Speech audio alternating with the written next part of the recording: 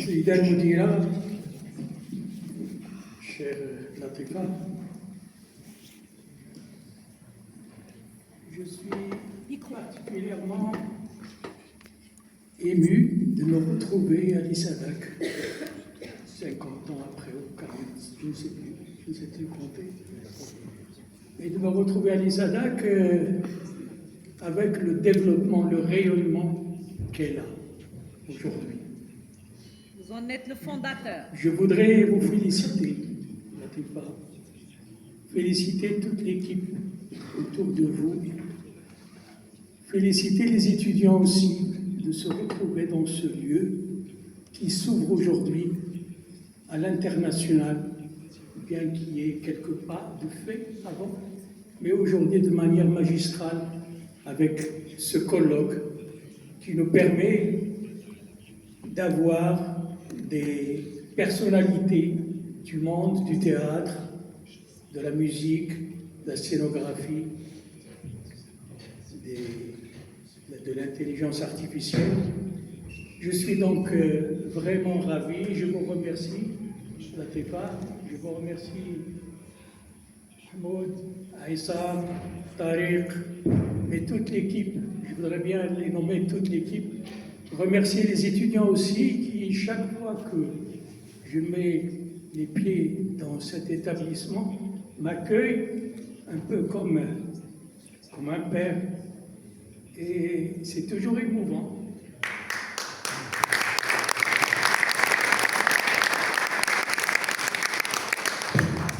La dernière fois, je venais assister à un spectacle, et voilà que il me demande de monter sur scène et de me donner, de me présenter un bouquet de fleurs.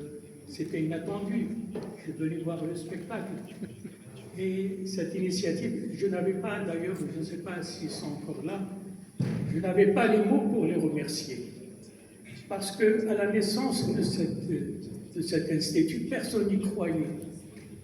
Personne n'y croyait. Et je le répète toujours, mais il faut le dire parce que aujourd'hui je vois Ziwa, je vois Mahmoud, je vois Tariq, enfin, Moussaoud, oui, je vois Moussaoud, je voudrais tous les citer. Je les vois docteurs, encadrants, etc. C'était un rêve, mais le rêve s'est réalisé. Il a fallu plusieurs années pour qu'il se réalise. Et encore une fois, je vous félicite. Latifa, et à travers toi, je félicite l'ISADAC et je vous souhaite bon vent pour l'étape à venir. J'utilise le mot merci avec tout le sous-texte qu'il y a derrière pour vous dire ma reconnaissance. Alors, aujourd'hui, donc, nous abordons le volet 5e et le dernier volet de cette rencontre internationale. Le deuxième volet, et qui porte sur le titre, de transmission et accompagnement. Transmission et accompagnement. Et c'est probablement, avec les interventions des collègues ici présents, le passage de tout ce qui a été agité ici, tout ce qui a été avancé sur la mise en scène, sur les liens, sur la formation, sur le texte, bref. Maintenant, c'est l'étape du passage, puisque c'est le projet de l'ISADAC, le passage à la concrétisation de ces idées dans des départements je ne sais pas si ça sera appelé comme ça, département de scénographie et d'écriture. Transmission et accompagnement. C'est-à-dire la formation comme relais. La formation comme relais. Relais de quoi? Relais d'un héritage. L'héritage du savoir. Comment le transmettre? Et comme tous les héritages, comment le transmettre de telle sorte qu'il soit fructifié Et pour nous parler de tout cela, j'ai autour de moi, comme vous le voyez, je vais essayer de les présenter.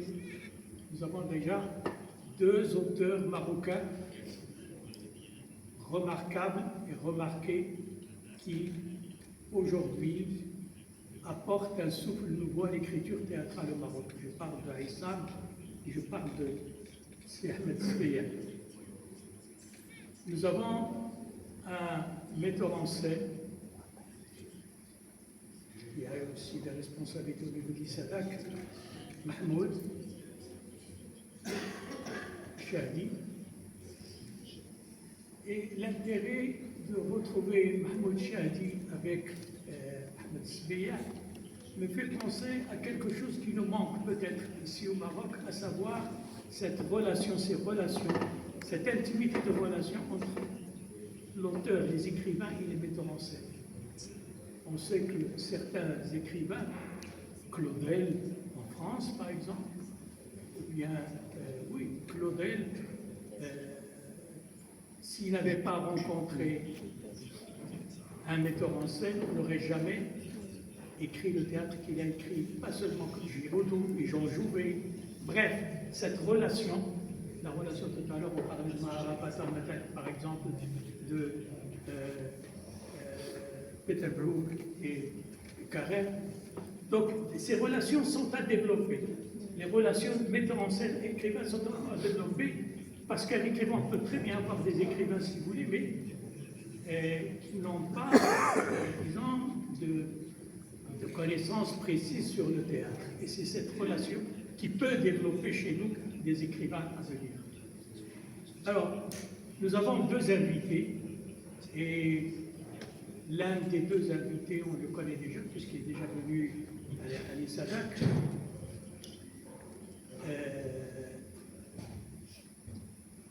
Fadil Jaf, il nous vient de Suède, de l'Irak, de Suède.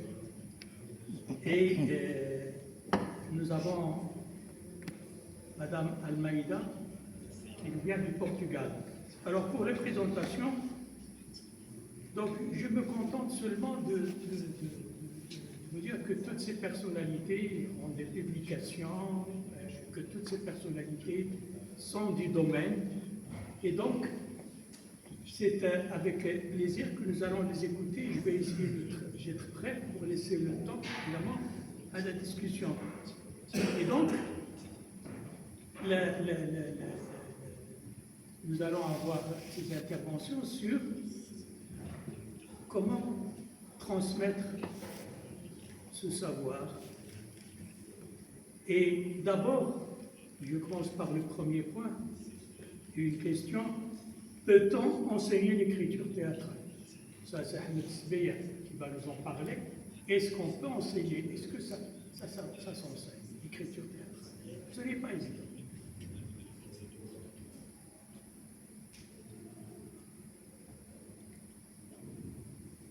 Non, ce n'est pas Ahmed Sbeya, c'est Aïssam.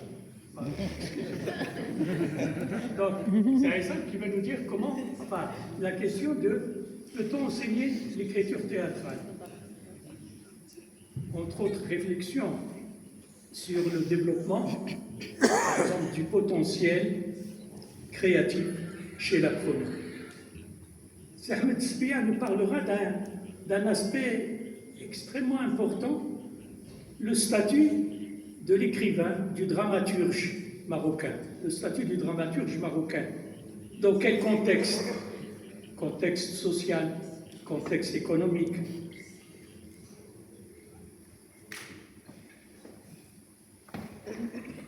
Et pour quel public?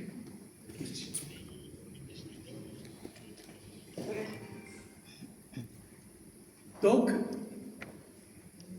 il s'agira, après ces interventions sur l'écriture, de passer à la mise en scène. Et là, j'ai une petite observation, parce qu'on parle d'écriture et mise en scène, ce qui suppose que l'on met l'écriture au départ du théâtre. Ah bah, faut le penser. Mais on oublie un aspect important, c'est l'oral, l'oralité, l'oral. Parce que le geste précède la parole. Et le théâtre, avant était beaucoup plus du geste, de la parole comme geste. Et si on voit l'histoire du théâtre, je citerai ici le cas de Shakespeare. On parle des pièces qui restent de Shakespeare, de 30 pièces à peu près, ou plus, de Shakespeare. Et Gordon Grec nous dit que, en fait, ce n'est pas Shakespeare, il n'est pas le seul à le dire. Ce n'est pas Shakespeare qui a écrit les pièces. Les pièces est un fruit collectif du régisseur et des comédiens.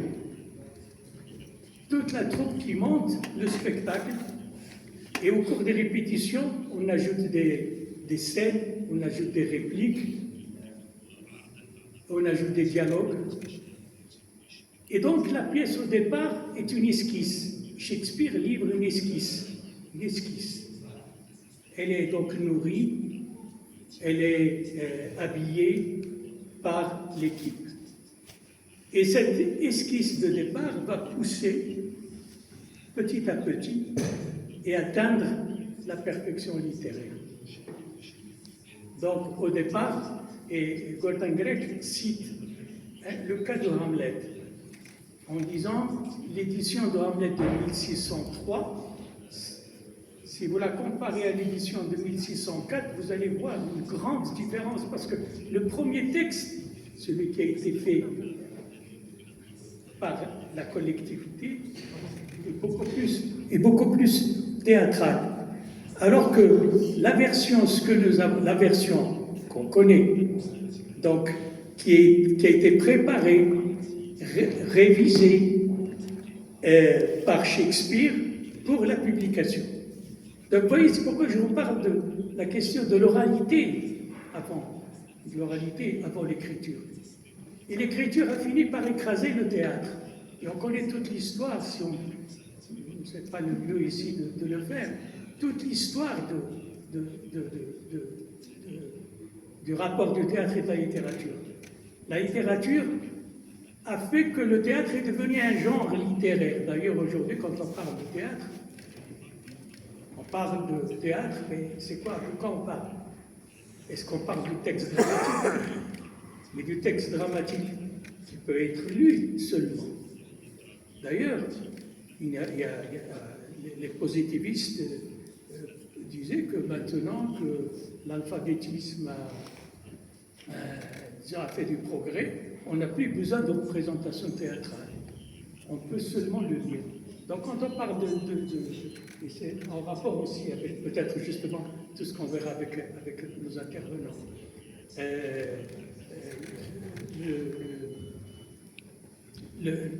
la littérature a écrasé le théâtre. Et donc, vous connaissez toute la révolution, ce n'est pas le but aussi de le développer, mais ça nous amène à un problème. Ziwan me rappelle toujours que quand j'étais enseignant, je disais toujours de quoi s'agit-il avant d'aller plus loin? Qu'est-ce que c'est avant d'aller plus loin? Quels sont les éléments de base? L'ABC, avant de construire des phrases, avant de construire des idées, avant d'avoir, etc. La base. Et un beau texte qui me revient à l'esprit, je ne sais pas si vous connaissez dans le travail, dans un livre de Gordon Grec, un étudiant qui vient chez Gordon Grec en lui disant, voilà, je veux faire votre école de théâtre, et je veux faire votre école, pas les autres écoles, parce que la vôtre, vous connaissez, vous savez que Gordon Grec avait parlé du théâtre périssable et du nouveau théâtre. Et donc il dit, bah, moi je veux faire du nouveau théâtre, je ne veux pas faire le théâtre périssable. Et Gordon Grec a un très très beau texte. Et Gordon Grec qui finit par lui dire, écoute, il faut revenir, moi, le théâtre périssable, je veux le changer, mais je le connais. D'abord, commencez par connaître le théâtre périssable, le vieux théâtre, et après vous pouvez passer. C'est comme l'exemple que je donne toujours, Picasso, avant de faire l'abstrait, c'est dessiné. Après, il peut passer à l'abstrait. Alors, et donc, puisque je parle beaucoup plus aux étudiants qu'aux collègues, je parle beaucoup plus aux étudiants, pour venir à l'essentiel, à l'ABC des choses. Et après, vous pouvez développer. Donc, je continue à évoquer rapidement, et je ne vais pas être long. Je le dirai, enfin, je me rends compte que finalement, c'est pas le problème. Donc, après l'écriture, on passe à la mise en scène, n'est-ce pas? Et donc, la question, encore une fois, oui, merci. Encore une fois, je voulais, mais on me dit que ça ne marcherait pas. Si je mets le micro comme ça, non, ça va, c'est ok. Bon, merci. Oh, merveilleux. Après, donc,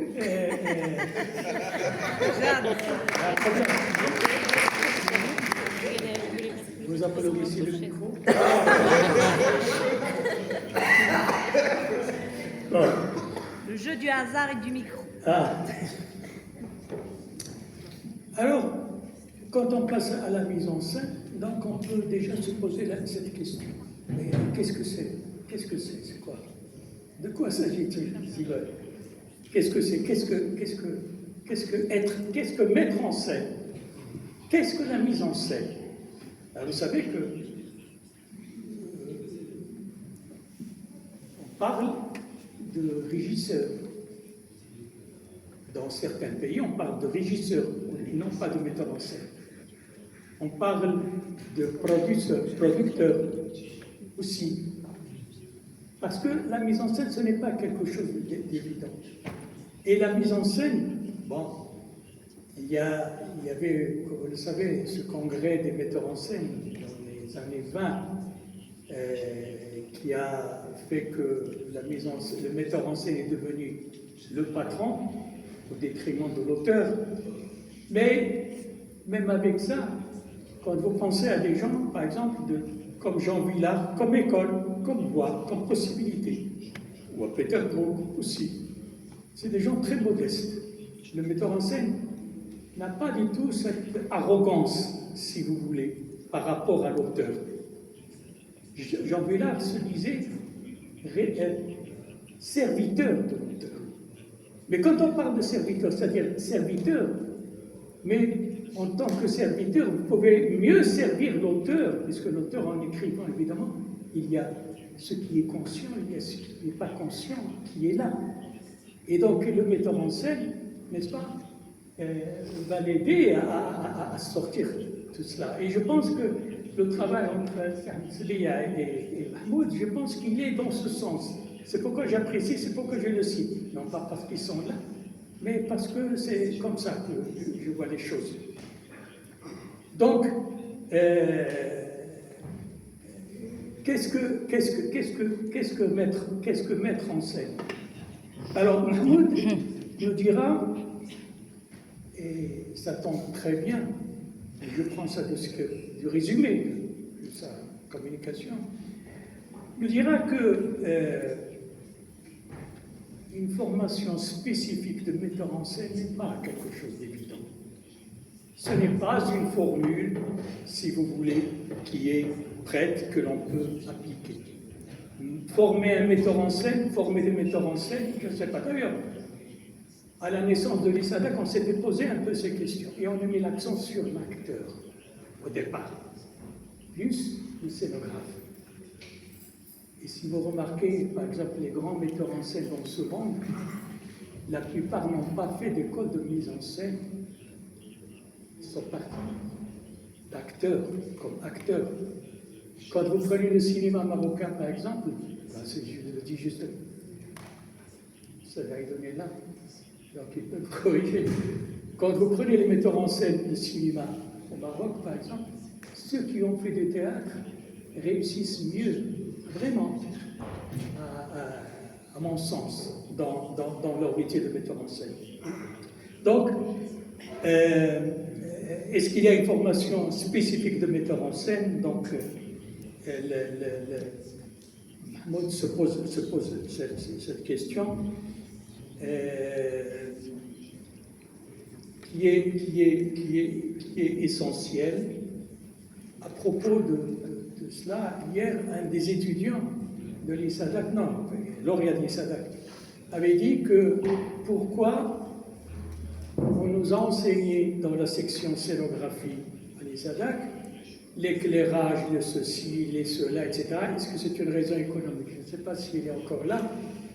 Non, ce n'était pas une raison économique, c'était vraiment un choix.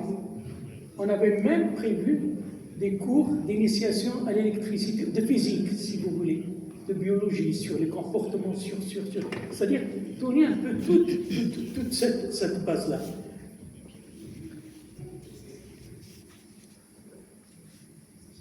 Voilà, oui. Alors, après la deuxième séance, bien. Alors, le deuxième intervenant dans le volet mise en scène, ce sera Fadel Djaz, que je remercie, que je connais déjà, et il se propose de nous entretenir sur la notion de metteur en scène pédagogue, sur les conditions nécessaires à ce que le metteur en scène soit pédagogue. Voilà une question importante. Et il nous introduit également sur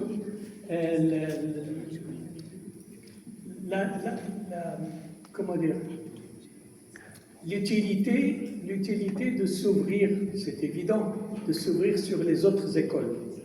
Alors, je suis désolé, mais j'ai été bavard. Ah oui, mais oui. Bon. On s'en rend pas compte, hein? On s'en rend pas compte.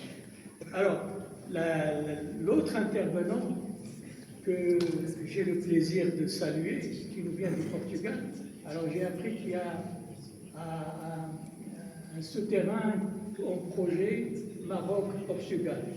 Donc, c'est dans la presse d'aujourd'hui. Alors, Paulina Almeida nous invite à cadrer la recherche-création dans une perspective post-humaniste. Elle envisage la relation entre l'écriture et la mise en scène en dehors de toute hiérarchie texte-mise en scène. C'est 3 points importants. Et puis, elle revient, elle met en doute, elle se pose la question sur la représentation. Est-ce qu'on peut encore parler de représentation à propos du théâtre? Alors, je vous prie de m'excuser d'avoir été bavard et je cède la parole au premier intervenant, Aïssam.